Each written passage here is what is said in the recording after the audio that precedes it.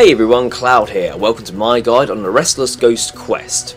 Now, for this quest there are no specific requirements in order to complete it, which is very handy, and again there's no items either that you need. The only enemy to defeat, which is optional, is a skeleton warlock, a level 10, so if you did want to kill it, obviously armour and weapons and maybe a little bit of food, but it's not compulsory to do so.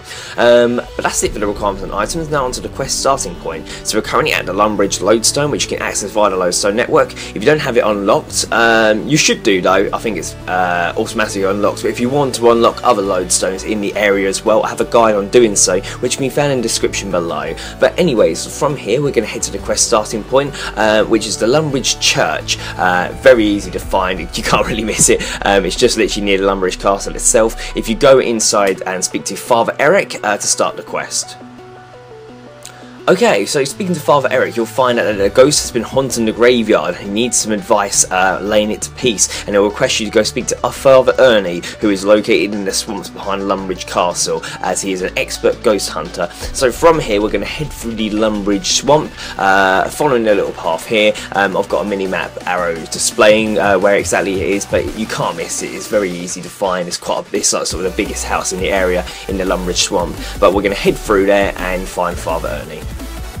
Once you arrive, speak to Father Ernie and tell him about the ghosts haunting the graveyard.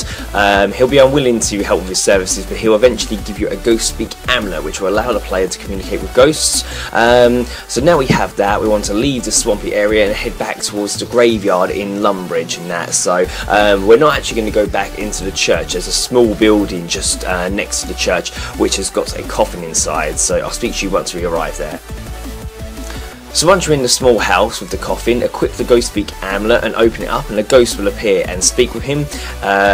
He will reveal that he isn't certain why he hasn't departed, but he thinks it might have to do with his missing skull, and he'll tell you that he was attacked by a warlock while he was mining to the south, and that is where his head probably lays. So that's where we're going to head now. So you probably would have noticed it as we was heading to Father Ernie's house. There's a mining area towards the south of where we are, and we'll find the ghost skull there.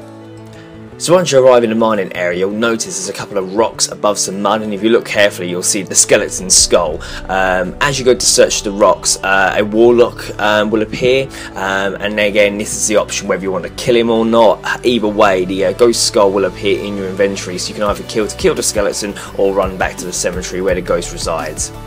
Either way, once you return to the small house, use the muddy skull on the open coffin, and a cutscene will show the ghost thanking you and flying off into the River Lumbridge, and that is the quest completed.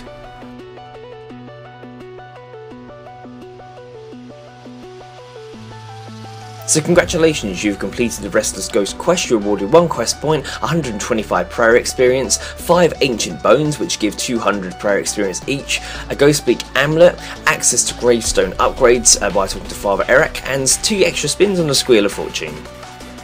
So yeah, a very easy quest to complete, and the prayer experience from this is quite good. It'll be enough to sort of bump you up a few prayer levels as you're just starting in the game. The gravestone upgrades by Father Eric, they're very handy to have. It gives you that a little bit longer to return to your items if you do die. It's very worth doing.